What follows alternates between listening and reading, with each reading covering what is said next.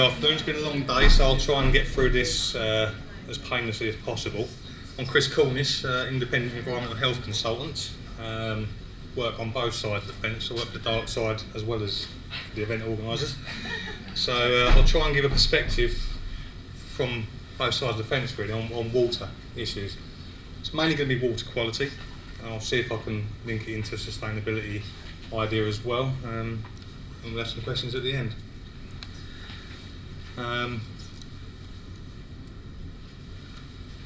And this issue came about a couple of years, well, in the last few years. It's just grown as an issue, probably for the organisers and for the regulator themselves. And the reasons for that are mainly based in regulation. For people across around Europe, these regulations that we use in this country are from the European directives as well. The main directive on the installation of water supplies applies all around Europe. It's implemented slightly differently in each country, and the water quality data that we use, the parameters we test for, are derived from the World Health Organization safe limits on drinking water, and they're put into each member state's laws. Those figures we use, the bacterial sampling figures, the chemical sampling figures, are the same across Europe. So what we say there, although we mentioned a lot of UK legislation, the ultimate goal of what we're doing and what I'm suggesting and recommending is as relevant across Europe as it is here really. In this country we have the Water Industry Act is the overriding water legislation. It's everything water from installation of pipes to buildings to the actual results we get from the water. It applies mainly to the water industry and the civil engineering industry really. Water fittings regulations are what the public water supply companies deal with, and private water supply regulations 2009, which explains why it's been the last couple of years become an issue, is what local authorities deal with.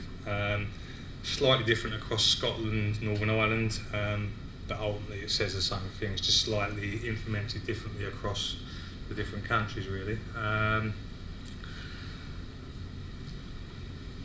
Just as I was saying, water fittings is public water company. Local authorities deal with the Water Industry Act 1991 in conjunction with the private water supplies regulations. Food safety regulations, health and safety regulations, I've put them on there because if you haven't got safe drinking water, you're probably going to fall afoul of the food inspector and the health and safety inspector as well, who wants you to provide potable water for both of those functions and regulations.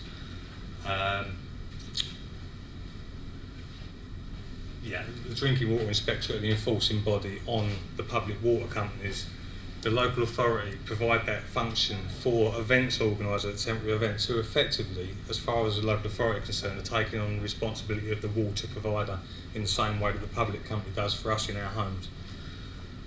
Just mentioned the Environment Agency, who deal with boreholes, but only where there's an extraction limit of more than 20 cubic metres per day.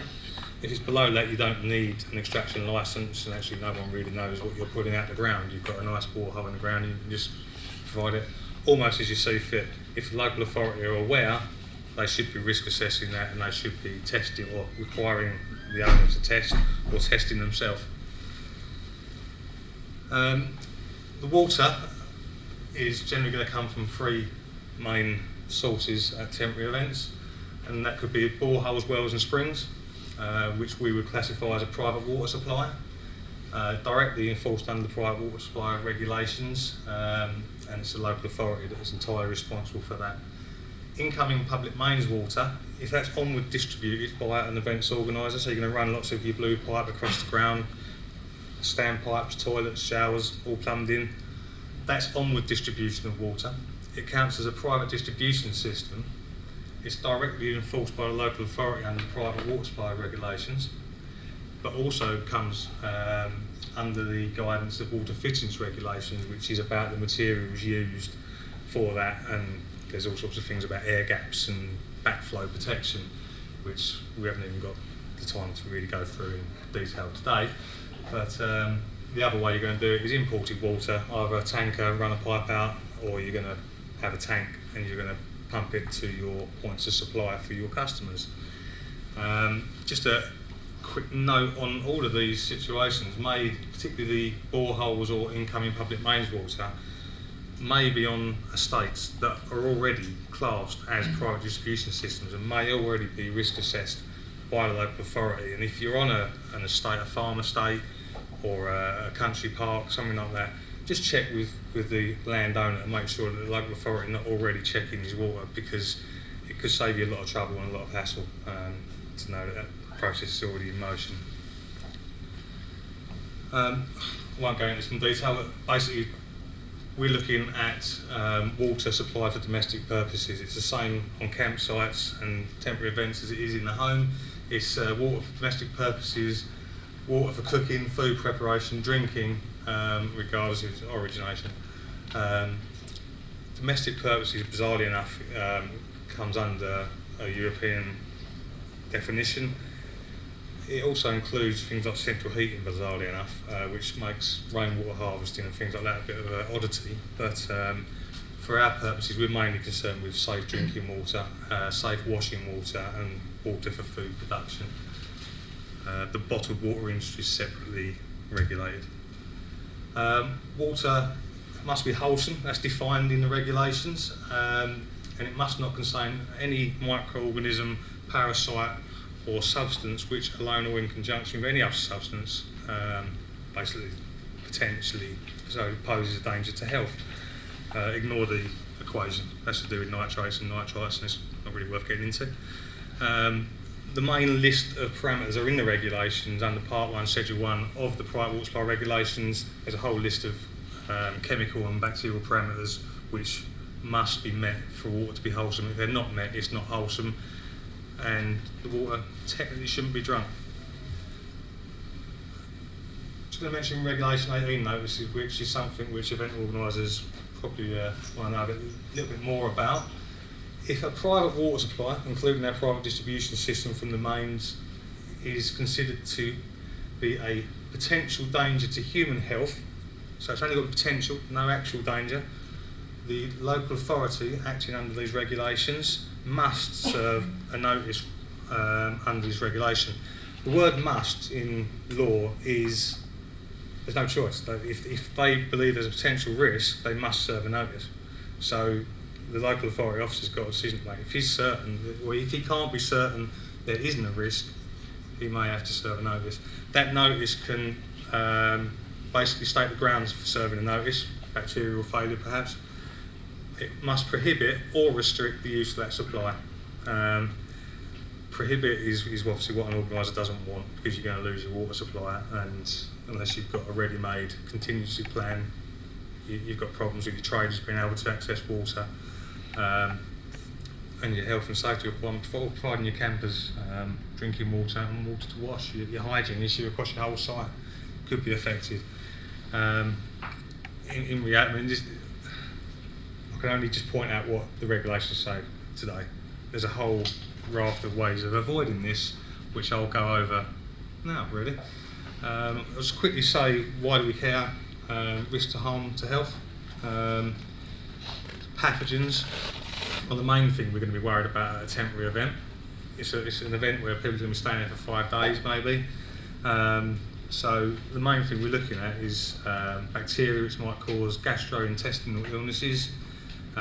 In extreme cases, these may lead to internal organ damage or death, particularly in high-risk populations. And high-risk populations are your under fives and the elderly. At a lot of events now, we're looking to have families there with their children, babies. They're the at-risk population. It's the children, it's the under fives really that we'd be concerned about if there's bacterial failures in water, particularly from fecal contamination. Chemical contamination is less likely to affect your event. Normally comes in the form of metals, either from the source itself if you're using a borehole, or from pipe work. Typically this would be iron and manganese from a borehole, or iron from old pipe work. May also be lead or zinc. Hydrocarbons is another possible contaminant. You're all using generators, you need to power your stages, power your facilities, and you're handling hydrocarbons, you're loading up, you're taking them to the generators, you're moving those materials around site. Blue plastic water pipe is a petroleum-based product. The basic pipe, if you spill oil on it, it will ingress through that pipe. You will then have hydrocarbons in the water. And if you have a major spillage, you're looking at pulling your pipework up and replacing it and moving it really.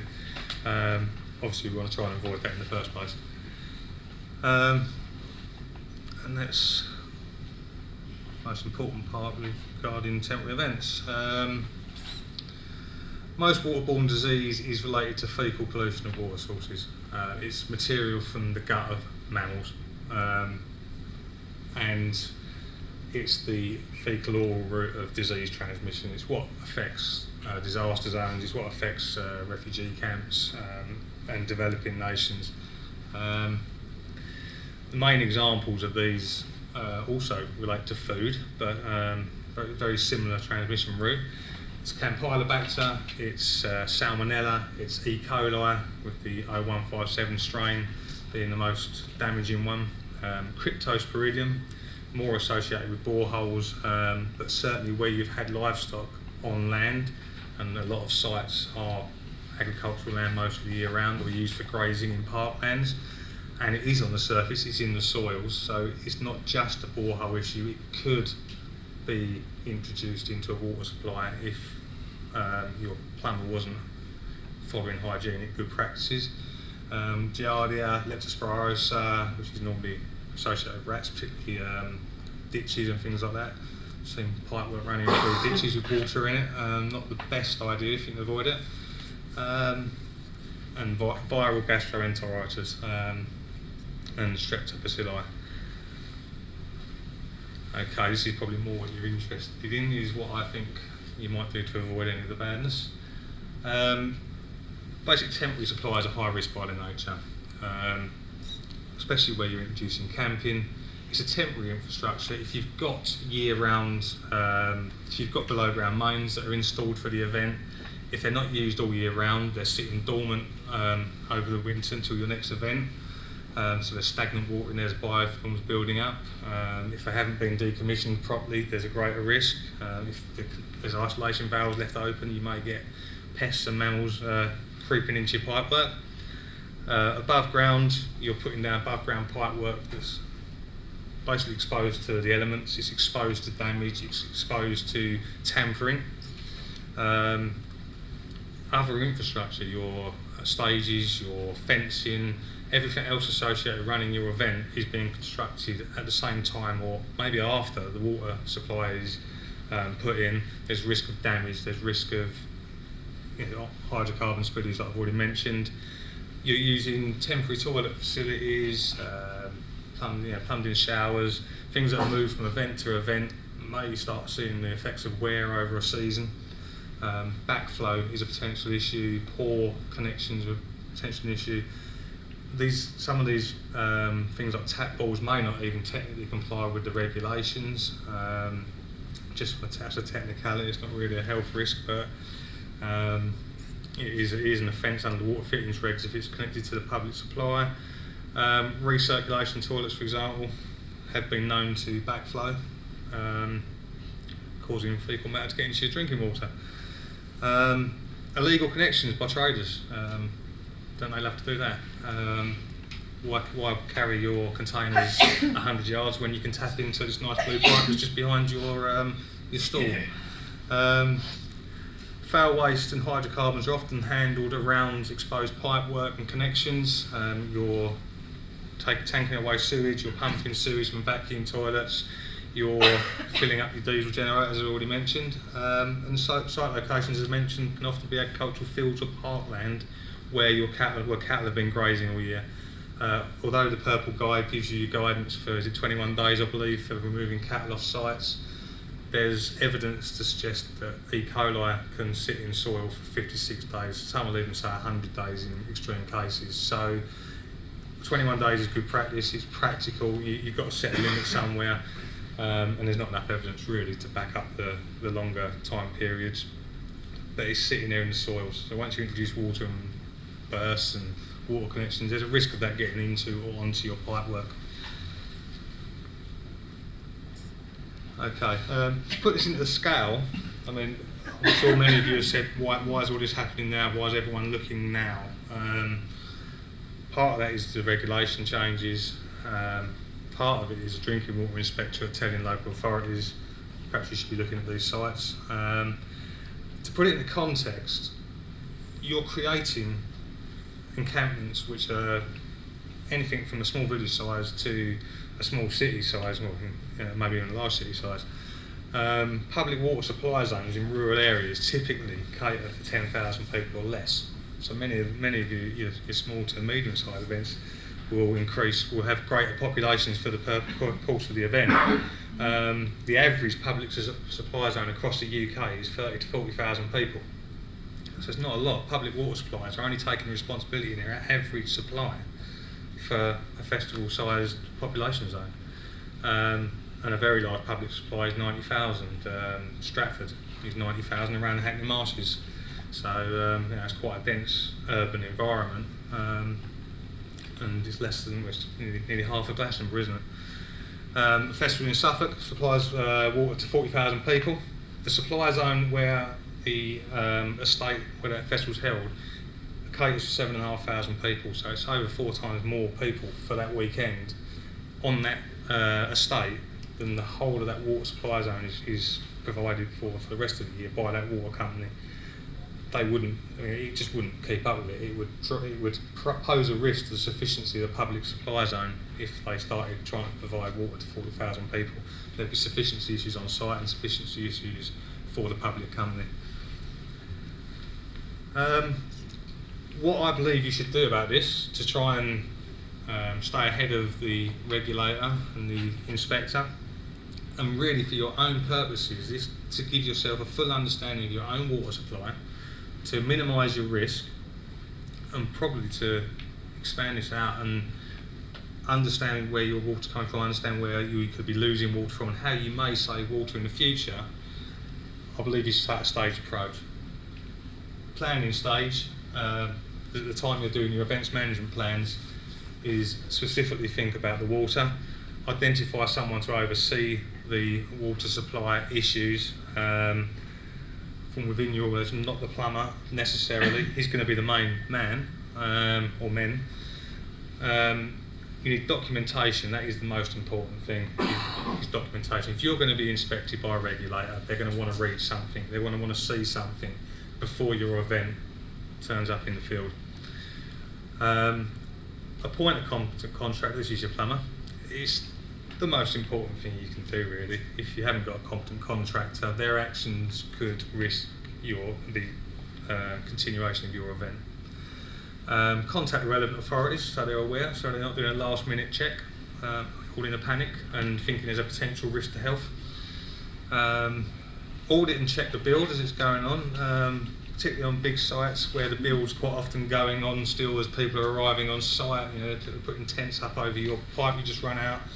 You need to be checking the build. It's high pressure environment for the installer as well. Sample the water quality before the public get to site. Make sure there's supply and distribution security.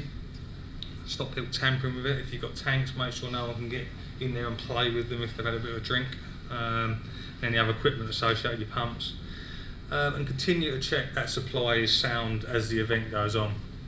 And sample during the show for due diligence, which is recommended in the British Standard.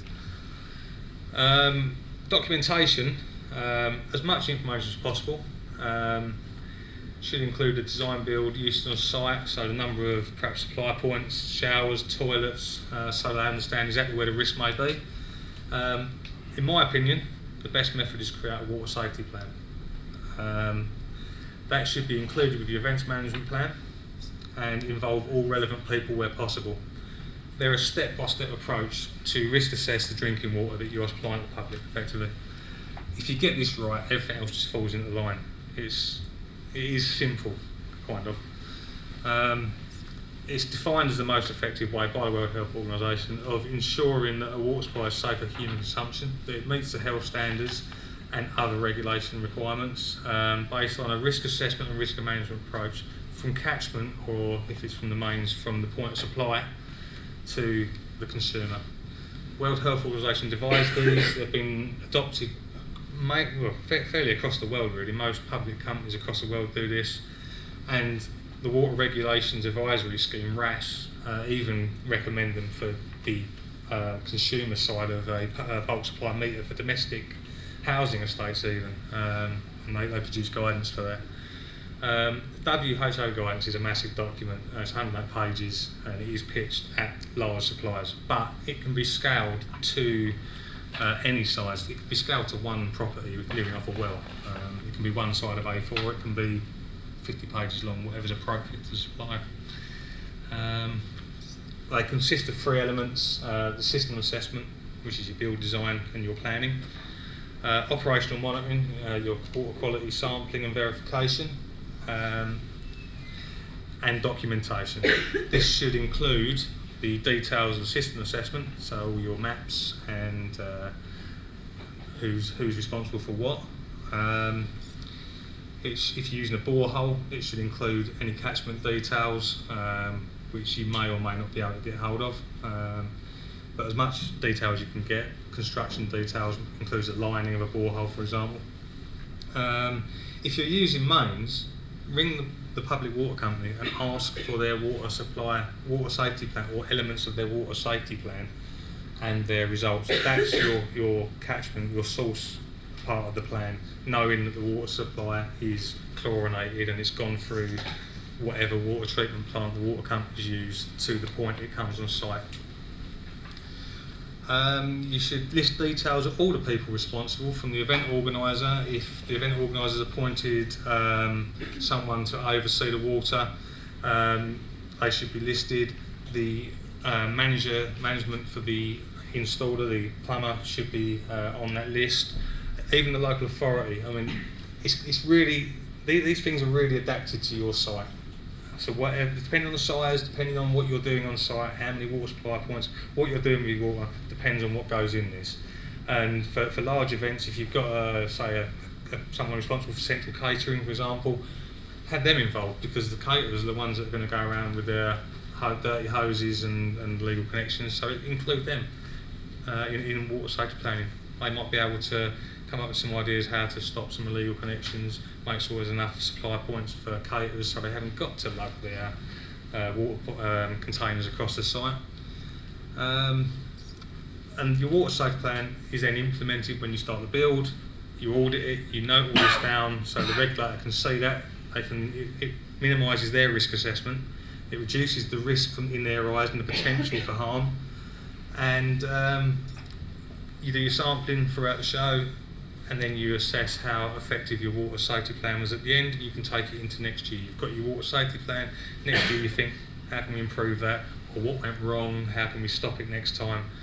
And this is why I think in future you'll be able to use this for minimising the water you use, minimising wastewater, and maybe introducing other sustainable water, things like rainwater harvesting or grey water recycling, for example. Guidance is out there on the internet, free to download, for water safety plans. Please read them with your own event in mind. Take out what you can. The WHO guidance is in 11 steps.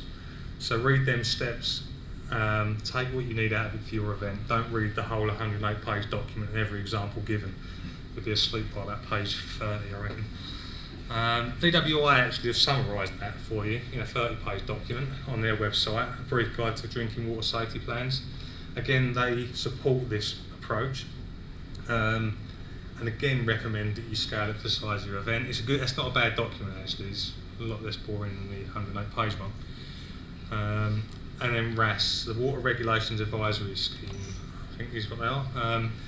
They've got a lot of useful information on their website, one of which is drinking water safety plans, but they also give guidance for temporary events, for water fittings, rainwater harvesting, all sorts of guidance on there. And actually, if you're not sure about something, you can ring them up. If someone brings a fitting to site or a unit to site for taps, you can ring them up and say, I'm not sure about this, should I allow it on my site? If you feel you need to do that, if you're getting pressure from a regulator or you feel there's a risk and you're not sure. Just a bit of advice on appointing a competent plumbing contractor. They should have good awareness of water hygiene, getting to confirm this, and good practices for installing the equipment repair works and general works around drinking water installations. They should really hold a EUSA blue card, an EUSR blue card. This is called a DOM. They've got a DOMS card in Scotland. This is a basic card that allows people that work with drinking water. It just shows that they've been through a training scheme that shows they understand how disease may be transmitted by the work that they do. It shows a basic understanding of water hygiene issues, really. They should be following BS 8551, which is a very good standard, the first of its type really towards temporary events. It provides a good basis to start and some really good stuff in there about making sure the tanks that are coming to your site, for example, are clean and ready to use, and how you can check that. Please be sure that your installer is aware of that document. They should be if they're working on your site. They should also be aware of what was BS 6700. That's also noted in BS 8551, which is about installing pipework and fittings. It's now been updated as BSE in 806 and BS 8558. Basically, this is simple stuff for construction of pipework to all uses of drinking water. That's domestic, industrial, anywhere across the board really. Ask what materials they're installing, make sure they're going to be clean and compliant when they come on site. If they're not clean and compliant when they come on site, how they're going to commission that stuff to make it ready for use. Ask for evidence that they're doing this. They should produce paperwork. If they say this tank's come to site and it's ready to use, prove it, give me some paperwork. Again, there's suggestions how this should be laid out in BS 8551 and what they need to do to produce this paperwork, and get written agreement of what they're going to do on site, what their role and responsibility is. If they're just coming to put pipework down, they're going to go home when they're done, make sure you're aware of that. If they're there from start to finish and they're installing the whole system, are they responsible for cleaning any tap boards that come onto site? Are they responsible for the showers that some third-party supplier might be putting on site? Or is that the third-party supplier's responsibility? Get that understood, because there's no use when people turn up on site with the supplier of some showers that are broken or filthy saying, speak to the plumber, and he's saying speak to the supplier. It's not going to get you anywhere. Just in terms of a basic real principle, this really is just a basic overview. You need to look at your site and how it's laid out. But if you've got a ring main, think of it as a nice circle. You come off the mains or you're coming from a borehole. First of all, you should have backflow prevention for anything backflowing or potentially an air gap. I won't go into ABs, AGs and things like that, but there should be an air gap or backflow prevention. If it's off the mains and there's storage, there should really be an air gap. But in many cases, a water fittings inspector will accept a double check valve, providing it's well secured and it's not sitting in water. He may accept that. My advice is, if you've got a ring main and you're taking your water supply points to your showers, to your drinking points, have a double check valve and an isolation valve so that point in the supply can be isolated. If you have a burst, a problem, a foul result from that point, you can isolate that supply off and you can carry out works without stopping the flow around your ring main to the rest of the site. I could do a whole topic on just that sort of examples. Audit the build, make sure if you've agreed with the plumber that they're going to put double check valves and isolation valves, make sure they're there.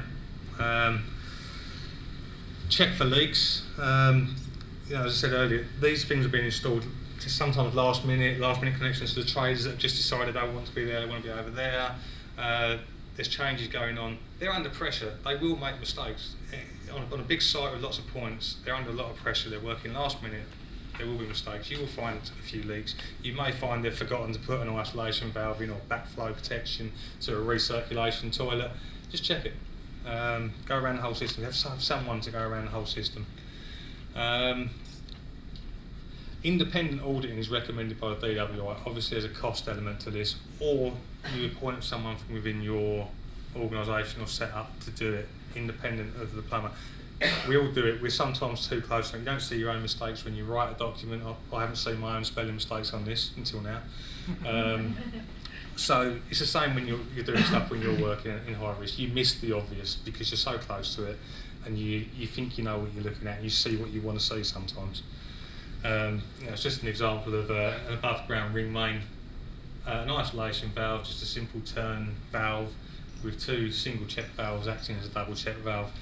That ring main is ready to use. That's a point that's going to be put in probably as people turn up on a large campsite to the far end of a festival site.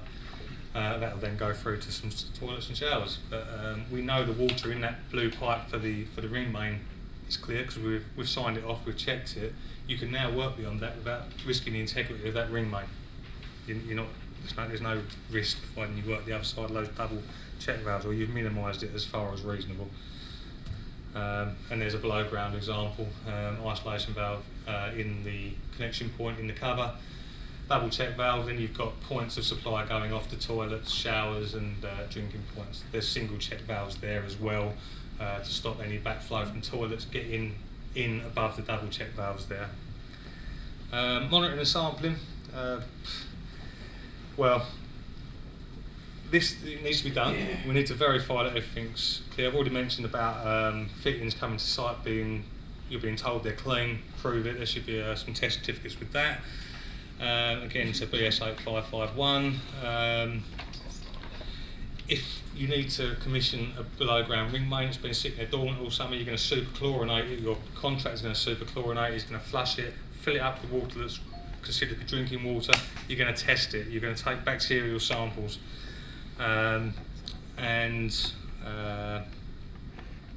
Technically any pipe work that's above 32 mil should be pressure tested and superchlorinated before use. Whether that's a bit overkill for a temporary event for brand new pipe work that comes in sealed straight from the manufacturer, who knows? That's just what one of the British standards says. Just be aware of that. Local authority is likely to want to agree what samples are going to be taken and how many.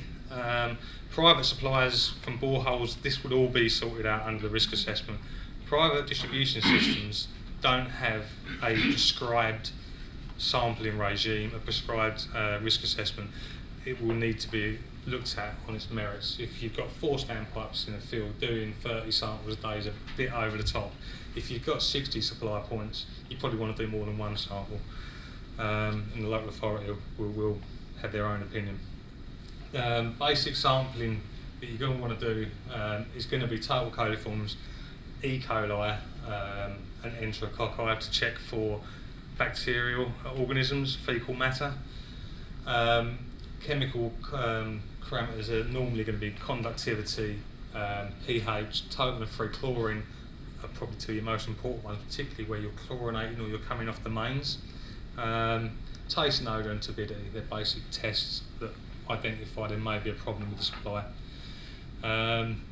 Strongly recommend, and most local authorities will require clean results from the drinking water supply before people get onto site. If you get behind on that, you're running risks. I mean, I would recommend doing it at least a day before people get on site. If you get any failures, you've got a day to resample. It's going to take you 24 hours to get your first results back. It could be up to 72 hours depending on your laboratory for enterococci. E. coli and enterococci are your 2 main indicators of wholesomeness nowadays. You may end up sampling for hydrocarbons if you've had an oil spill, or any other things that may be identified on the network, such as iron.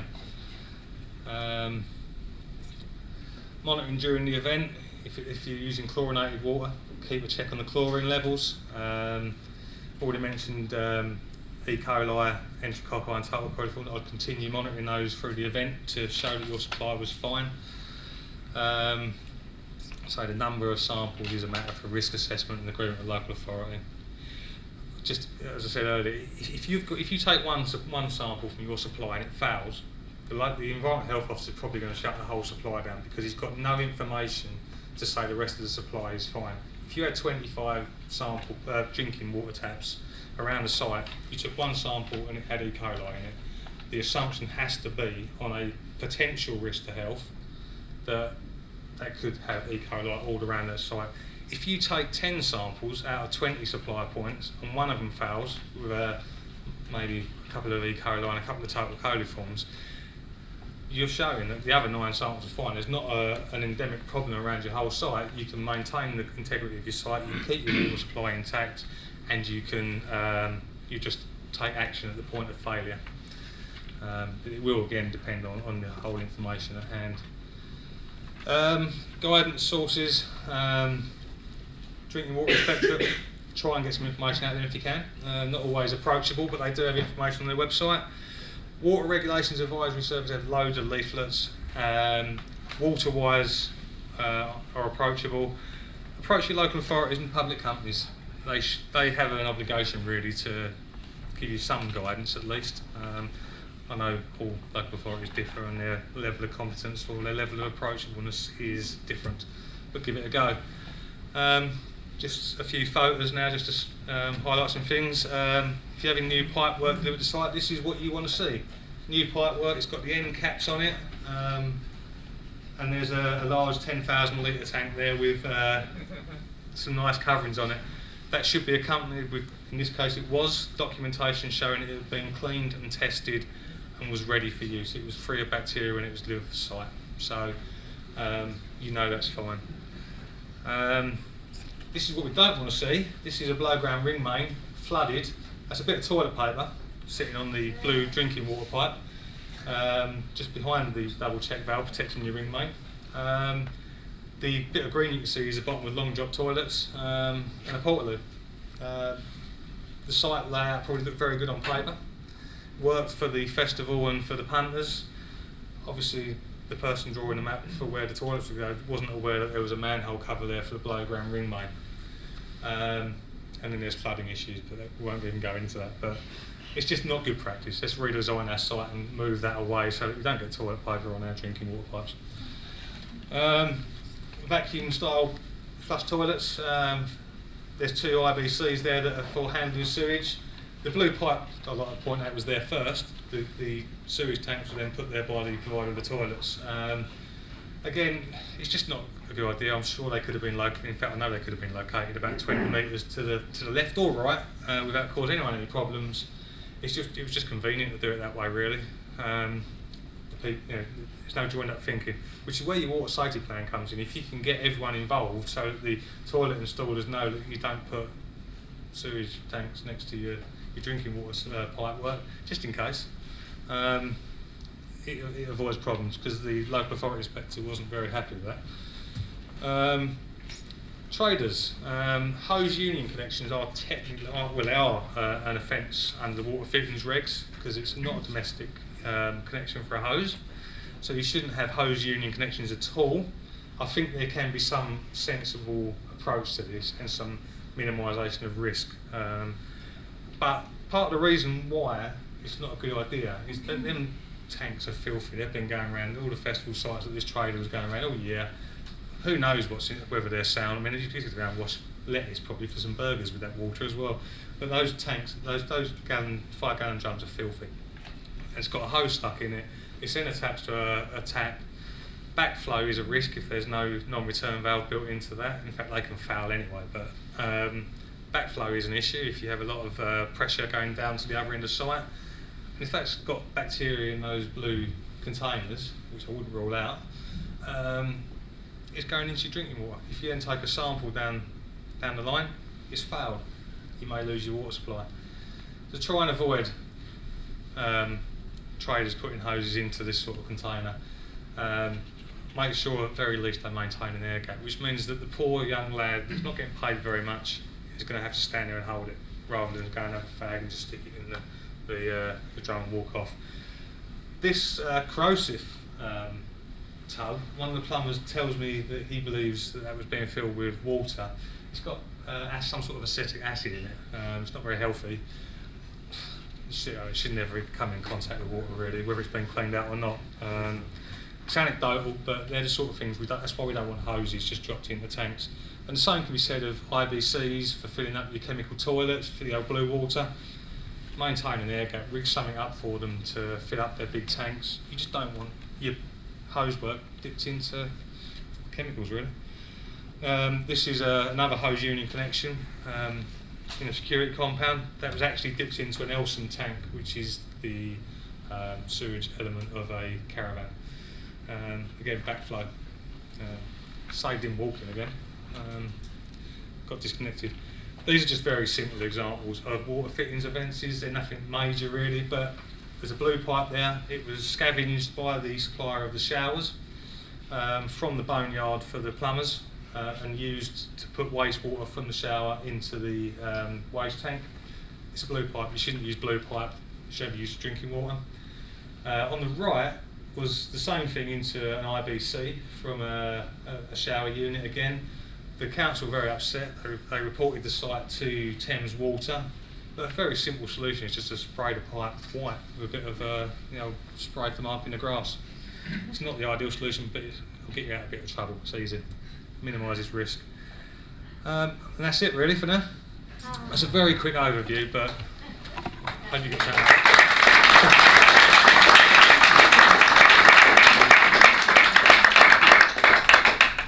I've got a couple of questions that I've been forwarded from organisers. I'll go through these two questions first, then open up to any questions on the floor. Really. I'll read it out. The water regulations, water fittings 1999, have been largely ignored by the festival industry, although breach of these regulations is a criminal offence, correct? And many event industry suppliers use equipment that does not meet the standards of these regulations. Not only suppliers, but promoters will be brought into account in coming years, as more inspections are due by regulatory bodies. There are obviously increased costs that need to be accounted for by event organisers. In order to meet the necessary standards, what advice can be given to mitigate these costs? First of all, it is an offence to use many of these fittings. The tap balls that many organisers hire out probably don't meet the regulations. They probably haven't been approved. There's a whole list of approved materials from the Secretary of State. You're probably not going to get prosecuted for them, though, to be fair. In the future, maybe. It will be the promoter, the organiser, that is responsible in law. What can you do? My main advice really is speak to the suppliers of the equipment. Speak to the plumbers that have got their own equipment. Make sure they've got approved equipment. You're going to get the answer of, it is approved, I'm sure I can approve it, and you might not see the documentation come through. Pursue it. I think there's going to be a lead-in before this gets looked at closely. It's going to be probably the coming years. I'm not going to put a time scale on it, but you can get, manufacturers and people that make stuff can get stuff approved through RAS, the Water Regulations Advisory Scheme. You can go through them and get stuff approved. So someone that makes a tap board unit can get it approved. If someone's chlorinating, make sure you're using the right chlorination stuff. It's as simple as that. But go to them first. Put the onus on them to come to you in future events with stuff that complies. That's about the best advice I can give on that at this time. There may be, there is further guidance due in coming years because DWI put this out there. It's been as scary for the regulators as it has been for the organisers. I know you've got your events to worry about, but the regulators are worried about what happens if they get it wrong. If your children get sick. DWI tend to do this, well, all government bodies do this. They put new regulations out there, let us all fumble around arguing with each other about how what's reasonable and what isn't, and then they'll come up with the guidance from the good practice or from any court cases that come afterwards. The second question was, I'm interested to know how likely it is that water utility companies will require festivals to declare estimated water consumption and isolate private systems from the public mains. There are a raft of new regulations enforced post-Olympics. Are they really being enforced?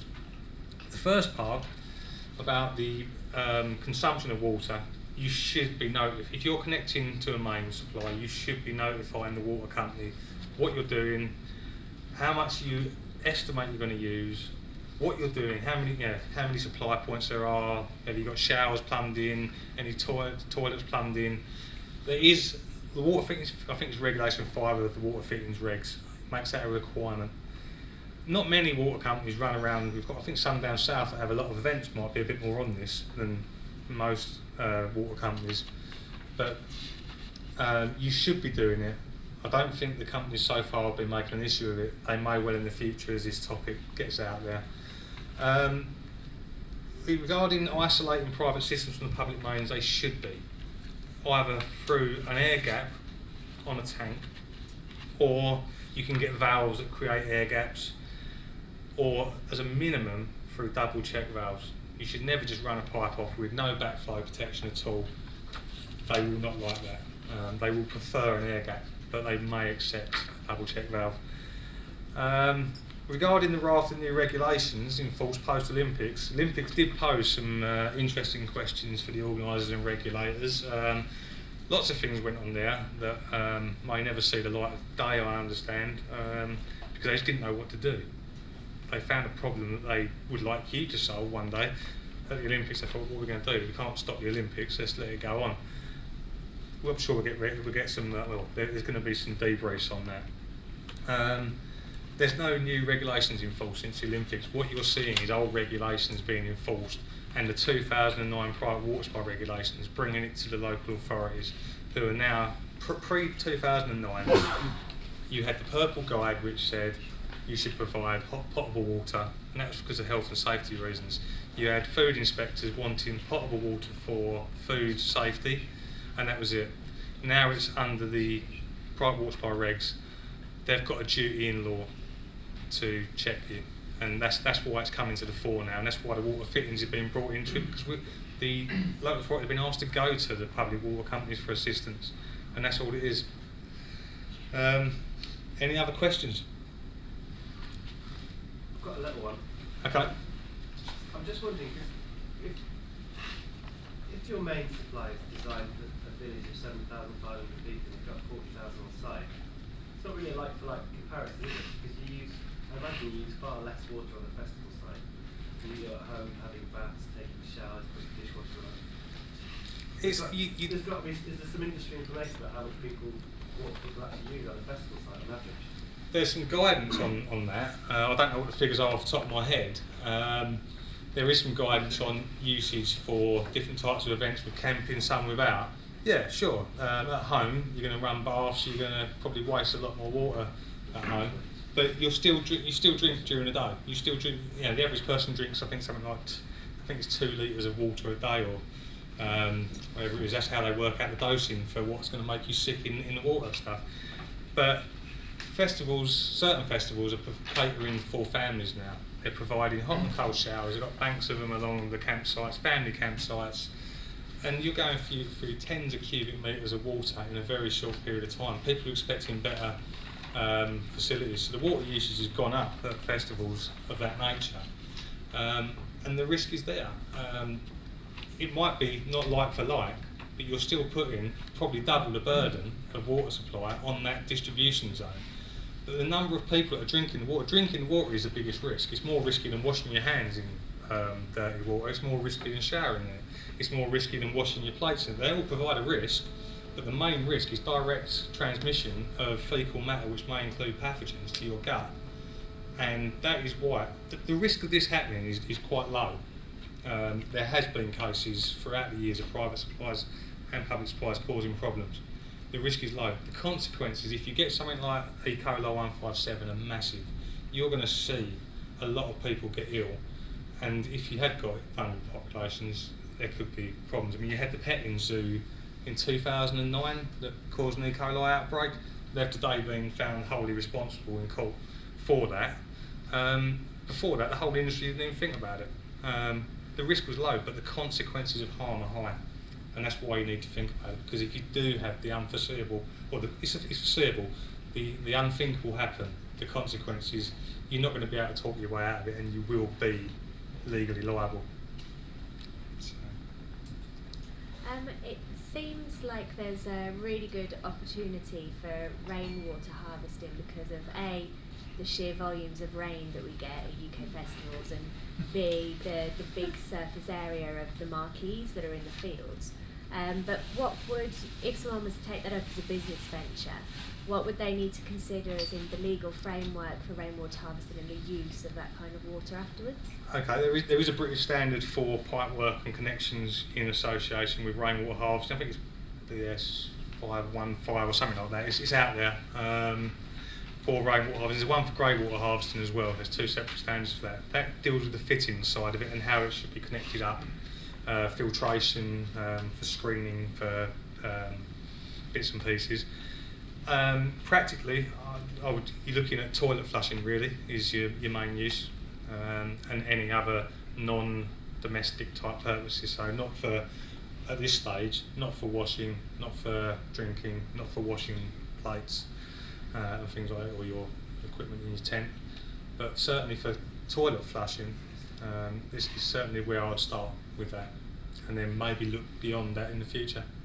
And do you know if there's any reliable or useful equipment at the moment for processing water so that it's usable for domestic purposes, aside from actually putting it back through the Right. There is lots of equipment out there. I think it's the practicalities and the cost that are going to be prohibitive at this stage. Since I got involved on the organiser side of the fence, my eyes have opened up a lot to possibilities. I mean, if you speak to most of the regulators, the drinking water company inspectors, they would probably have a fit that it's even being thought about. But actually, the most important thing is proving that if you can prove that water is wholesome, it doesn't matter where it comes from, it's wholesome. In Stratford, they're drinking recycled water. I mean, there's this myth about 10 times recycled through the human body, about the drinking water in many parts of London. But there you can recycle black water, you can recycle grey water, and you can make it wholesome. There's reverse osmosis filters, there's all sorts of membrane style filters like that, and UV, and then you've got chlorination. There is stuff out there that can be used, but I think the industry needs to take it a stage at a time at this stage. But that's where, if you get your water safety plan in just for the basics now, you can develop this into the future. Okay, any more questions? Right, thank you very much.